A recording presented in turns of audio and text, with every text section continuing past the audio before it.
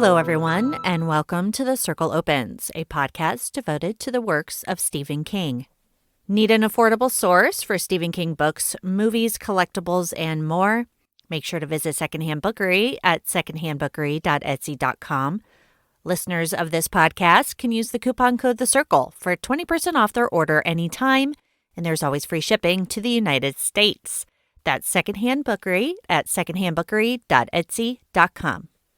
Hello, everyone, and welcome back to The Circle Opens. Today, we will be talking about The Mangler. The Mangler is a short story written by Stephen King, and it was originally published in the December 1972 issue of Cavalier magazine. Later, it was also included in some 1980 anthologies, the 21st Pan Book of Horror Stories, Arbor House Celebrity Book of Horror Stories in 1982, and Demons in 1987. This was something that I didn't know when I was researching the short story. Apparently, this was adapted into a film in 1995, directed by horror movie legend Tobe Hooper and starring Robert Englund of the Freddy Krueger franchise. There were also two sequels, one in 2001 called The Mangler 2, and another in 2005 called The Mangler Reborn. Dun dun. So I've never seen these. I didn't know they existed. I did reach out on Twitter to see if anyone had watched them, and I did get a few responses. One from Stephen King Might Recommend Twitter account at Might Steven said, I saw The Mangler in the theater with high expectations. I have no idea all of these years later what heightened my expectations, except maybe dumb youth. Another from Minstrel of Horror at Minstrel of Horror said, they're an interesting series. Rewatched them a few months ago. They all have their moments, but the first is the best, like most King films with sequels. Do King films have a lot of sequels? I guess if you're thinking of Children of the Corn, that kind of stuff, I don't really consider those Stephen King sequels because he didn't write them. They're just, money grabs in my opinion. And I got another response from Catherine Ann at K_Ann_writes. She said, I have, at least the first one. It's almost so bad it's fun, but it doesn't quite get there, which is a real shame. And she did write a review for The Mangler of 1995 at CatherineAnnWriting.com. I read the review earlier this morning, and it was a really good review. I'm glad that I read it. I'm not sure I have any desire now to see the movie, but definitely check out her blog. And then I got another response from Matthew at MattC665. He's a cool dude, one of my friends. And he said, only the first one, it's pretty terrible. So thank you guys, because I will not be watching The Mangler unless I run out of material and need to read, or rather watch, Stephen King adaptations, the horrible ones. So that's the opinions I got on The Mangler. And it does not seem to be a very well-liked short story. I don't want to say people hate it, but it feels like kind of middle of the road in terms of where it lands with people's rankings with his short stories and writing. So I'm now thinking I should have went over these movies and the like after I talked about the short story, because I feel like I really am pushing some very low expectations here for The Mangler before I even start talking about it. But we're going to jump into The Mangler, and I'm going to start with a summary, but I'm going to read the first paragraph or so, because I think this, out of the entire story, this is the best part, is the opening. And it starts, Officer Hunton got to the laundry just as the ambulance was leaving, slowly, with no siren or flashing lights. Ominous. Inside, the office was stuffed with milling, silent people, some of them weeping. The plant itself was empty. The big automatic washers at the far end had not even been shut down. It made Hunton very wary.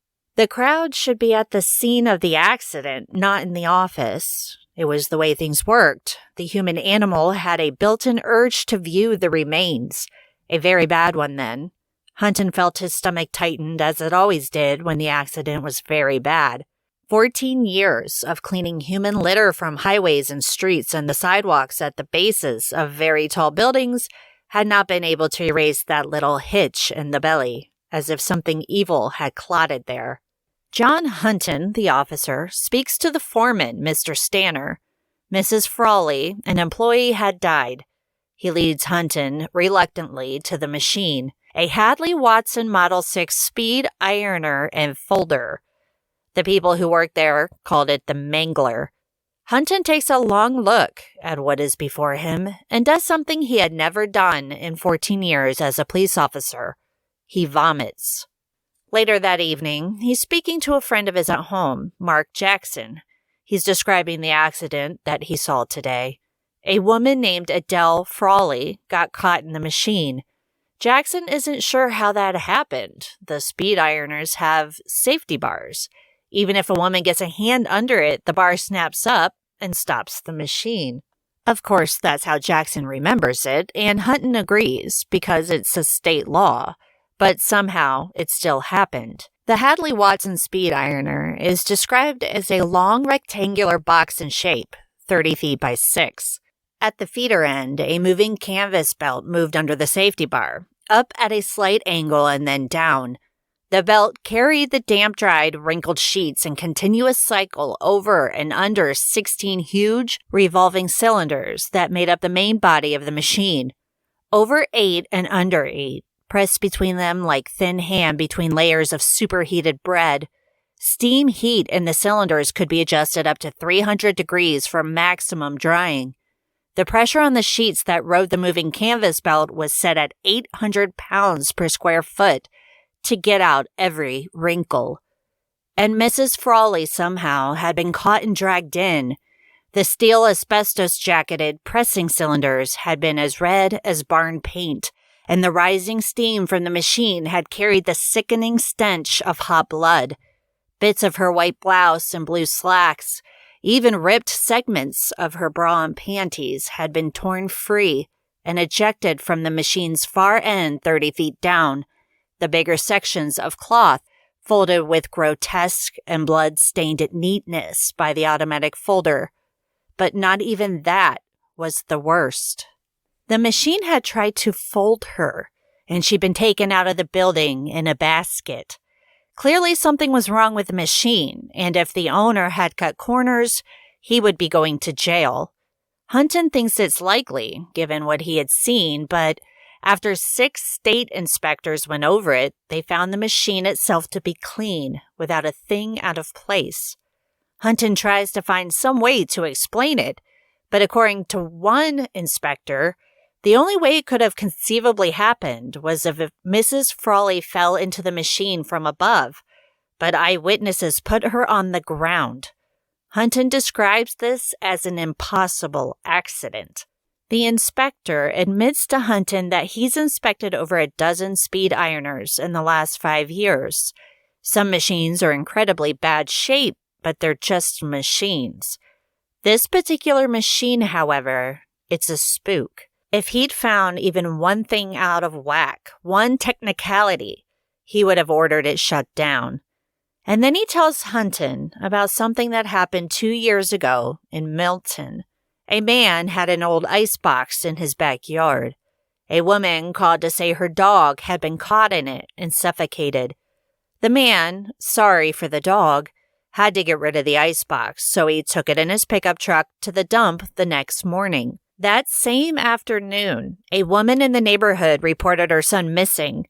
The kid was found in the icebox at the dump. He was described as a smart kid, one who would no more play in an empty icebox than he would get into his car with a stranger. The next day, the caretaker went out to take the door off the icebox and found 6 dead birds inside. While he was brushing them out, the door closed on his arm and gave him quite a fright. The mangler at the Blue Ribbon Laundry struck the inspector the same way. The two looked at each other wordlessly in the empty inquest chamber. some 6 city blocks from where the Hadley-Watson Model 6 speed ironer and folder sat in the busy laundry, steaming and fuming over its sheets. After about a week, Hunton and his wife visit Jackson's house, where Jackson brings up the possibility that the Mangler was haunted. Hunton is confused, and Jackson hands him a newspaper describing a new incident at the Blue Ribbon Laundry. The story said that a steam line had let go on the large speed ironer at the Blue Ribbon Laundry, burning 3 of the 6 women working at the feeder end. The accident had occurred at 3:45 p.m. and was attributed to a rise in steam pressure from the laundry's boiler. One of the women, Mrs. Annette Gillian, had been held at the city receiving hospital with second-degree burns. What a funny coincidence. Hunton decides to go see Miss Gillian at the hospital, and she explains to him what had happened, describing the ironer as breathing steam like a dragon. They never used to have so many accidents, the steam line breaking, poor Mrs. Frawley losing her life. But small things too, like a woman named Essie getting her dress caught in the drive chains but able to rip it out before it caused too much damage. Bolts falling off, sheets getting caught in the folder, which never used to happen before. Essie thinks the Mangler is cursed with bits of Adele Frawley, and this has all started after Sherry Olette cut her hand on a clamp. After that, the bolts started falling off. Adele happened a week later, as if the machine had tasted blood and found it liked it. Hunton goes to speak to Jackson again. Jackson wonders if the Mangler is in fact not haunted, but possessed. Casting demons in contains common denominators, the most common being the blood of a virgin, and he thinks that could be Sherry Olette. More common denominators could be the hand of glory, which can be interpreted as the actual hand of a dead man, or one of the hallucinogenics used in connection with the witches' Sabbath, usually belladonna. It seems pretty crazy to think that all of those things could somehow get into the Blue Ribbon ironer. George Stanner, the foreman, lost his arm to the Mangles soon after. He and the maintenance man Herb Dimmitt were performing the twice-yearly function of greasing the Mangler's bearings when the machine turned on. No matter what Herb did, he couldn't get the machine to shut down. The off button, the fuses. Stanner's hand, his elbow, his arm was being pulled into the Mangler when Dimmitt finally grabbed the fire axe. The machine was an abattoir now. The folder spat out pieces of shirt sleeves, scraps of flesh, a finger. Stanner gave a huge whooping scream, and Dement swung the axe up and brought it down in the laundry's shadowy lightness. Twice. Again. Stanner fell away, unconscious and blue, blood jetting from the stump just below the shoulder. The Mangler sucked what was left into itself and shut down. Weeping, Dement pulled his belt out of its loops and began to make a tourniquet. After being told of the accident, Hunton and Jackson go to talk to Sherry Olette, who admits to them that she is a virgin waiting for her husband. This prompts Jackson and Hunton to discuss the possibility of an exorcism. The only issue is they don't know what's possessing the Mangler. Jackson isn't sure what demon they're working with. He asks, is the one we're dealing with in the circle of Bubastis or Pan, Baal, or the Christian deity we call Satan? We don't know. If the demon had been deliberately cast, we would have had a better chance. But this seems to be a case of random possession.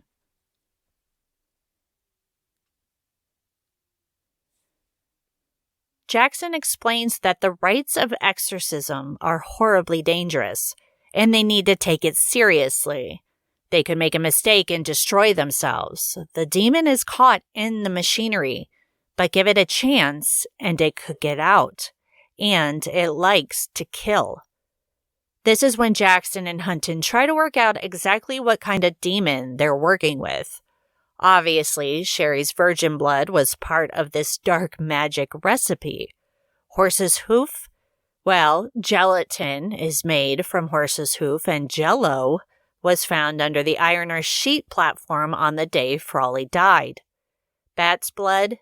Well, it's a big place, so it's likely to have bats. One could have been trapped in the Mangler.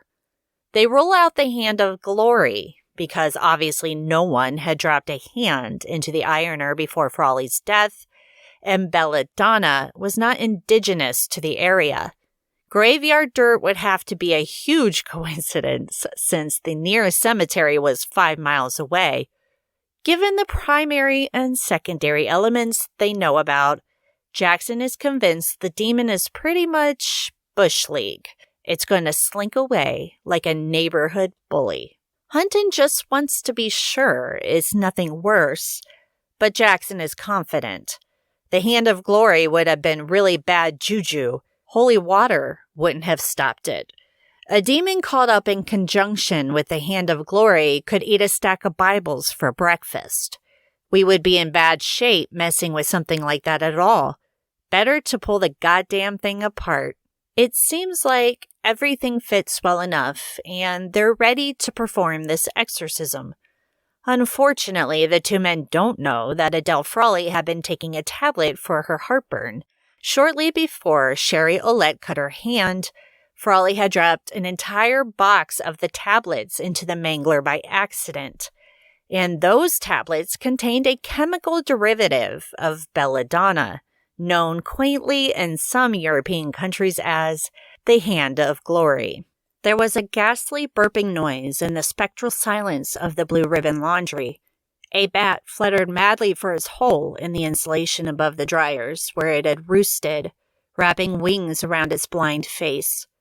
It was a noise almost like a chuckle. The Mangler began to run with sudden lurching grind, belts hurrying through the darkness, cogs meeting and meshing and grinding, heavy pulverizing rollers rotating on and on. It was ready for them. And so, Hunton and Jackson enter the blue ribbon laundry, and the Mangler is awake, growing louder.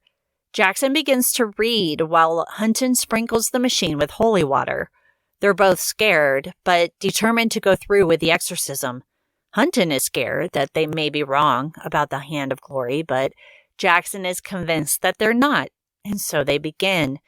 The Mangler is not a fan of having holy water sprinkled on it, and smoke begins to rise from the belts.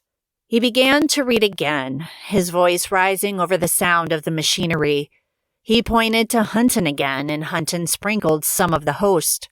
As he did so, he was suddenly swept with a bone-freezing terror, a sudden vivid feeling that it had gone wrong, that the machine had called their bluff, and was the stronger. Sparks began to jump across the arc between the main motor and the secondary. The smell of ozone filled the air like the copper smell of hot blood. Now the main motor was smoking. The Mangler was running at an insane, blurred speed. A finger touch to the central belt would have caused the whole body to be hauled in and turned to a bloody rag in the space of 5 seconds. The concrete beneath their feet trembled and thrummed. A main bearing blew with a searing flash of purple light, filling the chill air with the smell of thunderstorms, and still the Mangler ran, faster and faster, belts and rollers and cogs moving at a speed that made them seem to blend and merge, change, melt, transmute. Hunton suddenly yells at Jackson to get away, but the Mangler is pulling itself out of the ground like a dinosaur trying to escape a tar pit. Another fault line tore open. The Mangler leaned toward them, within an ace of being free of the concrete moorings that held it. It leered at them. The safety bar had slammed up, and what Hunton saw was a gaping, hungry mouth filled with steam.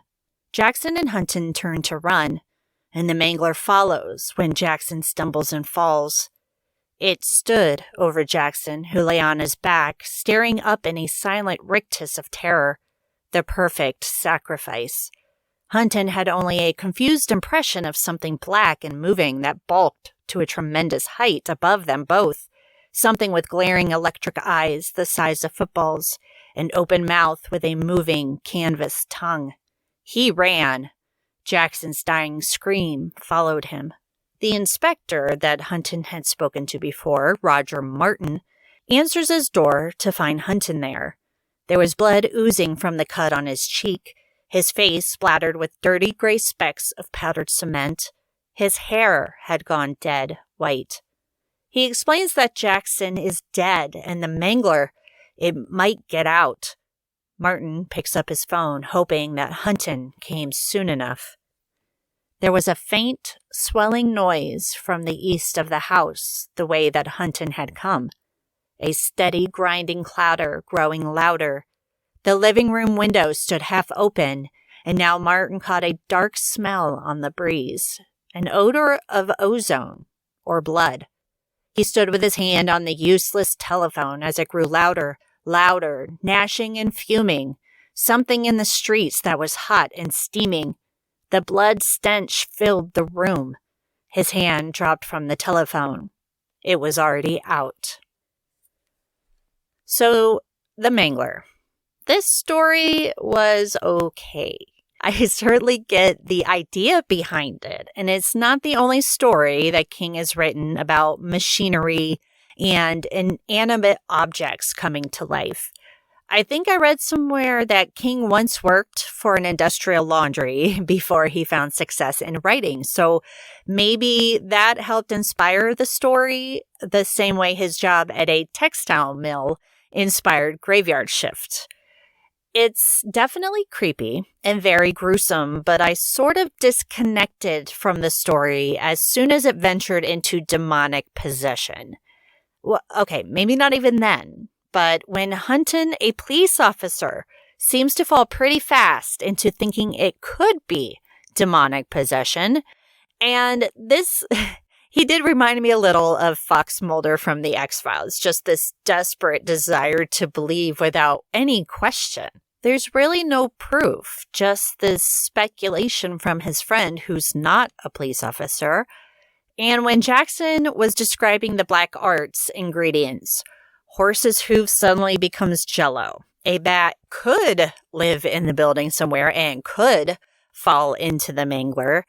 I could buy the virgin blood, but that, along with Adele's over-the-counter medicine containing belladonna, how would she drop an entire box into the Mangler? Was she trying to open it while working and it slipped out of her hand?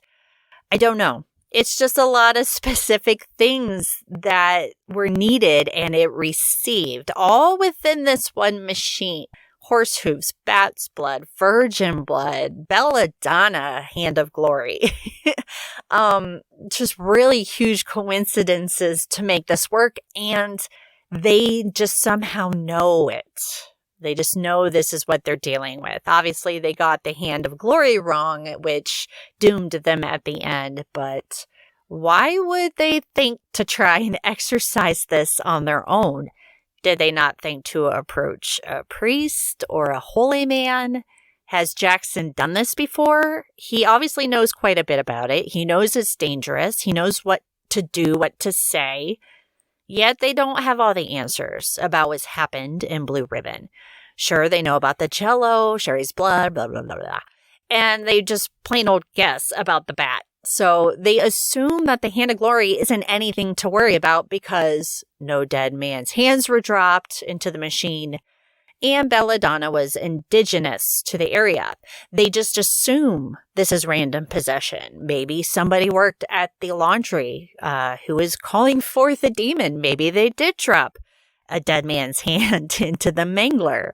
There's just very little information that they decide they know. And they know what they're dealing with, and they're going to perform an exorcism. It's just this giant leap in logic for me, especially for a cop who should know better. Cops are supposed to be observant, perceptive. Aren't they supposed to think through these incidents to look for an answer, not just take a friend's advice and belief and go along with it? Sure, time is of the essence, but they seemed very reckless with their plan. And maybe that was the point, or maybe the story should have been a bit longer. I just don't know. So I guess I can dig a little deeper beneath the surface of this demonic possession story and view this as symbolizing how manufacturing had begun to take over jobs in the 60s and 70s from hardworking Americans. Okay, sure, the machine is literally eating people in this story, but I could see how one might see it as the machines are stealing jobs and livelihoods. If King were to write a similar story today, would he write about AI or a murderous robot? It's certainly been done already, but imagine King writing it from his point of view. I suppose one could point out that he did this with Sal, but I think it could be done better. There are parts of the story I did enjoy, mostly the very beginning, and when the foreman loses his arm. The rest just felt a bit muddled, and I found myself very easily distracted from the story when it wasn't dealing with the Mangler, when it was just Jackson and Hunton trying to miraculously put together what kind of demonic possession it was under, et cetera, et cetera. I wanted more of the Mangler. I wanted more death and destruction and loss of limbs. I didn't hate the story, but I didn't really love it either. So I guess that it's somewhere in between. And out of 5 stars, I'd give it a 2, maybe a 2.5, but I'm probably just going to stick with a 2. I'm usually willing to overlook various holes in logic when it comes to horror, but I just didn't understand Jackson and Hunton being so damn stupid. That bugged me. And I just felt like it was King working hard to explain to the writer or the reader how these two men somehow understand and know what the Mangler had taken in to make it possessed by some demon. And while I did appreciate the imagery of the Mangler coming to life and pulling itself up out of the cement like some, machine monster, it still kind of felt silly to me, a little campy, not scary. But I did like the end, which is something that it's a common denominator right now with Night Shift. Even if I'm lukewarm on the story, like I am with the Mangler, I still like the ending. I have liked the endings of every single story thus far. So I will give the Mangler a 2. And if you guys have read The Mangler and you liked it, or you had some other interpretation, feel free to email at thecirclecloses@gmail.com or find me on social media at thecircleopens. I'd love to hear your opinions. Even if you've read or watched the movies, I would love to hear what you guys think of those too. So that's it for me with The Mangler. I know I owe you guys an episode reviewing The Stand. I've fallen behind on writing those reviews, and we're about to watch the 8th episode tonight. So I think I'm just going to maybe wait and do one huge review for the last 4 episodes. And I have thoughts, you guys, and I'm eager to talk to you about them. So let me know how you guys are enjoying the show. You can, again, email me or find me on social media, or you can check out thecircleopens.com. It does need quite a bit of an update, which I will be working on hopefully in the next few weeks. So that is it, you guys, for this episode. If you're enjoying the podcast, as always, you can leave me a rating or review on Apple Podcasts. Thank you to everyone who's already done so. I truly do appreciate it. I guess that's it. Just be safe, be healthy, hang in there. We're supposed to, at least in the Midwest, get 6 more weeks of winter, which sucks. So just waiting for spring. And that's it. I hope you guys have a great week. I hope you're having a great start to February. And MOON, that spells I'll see you next week.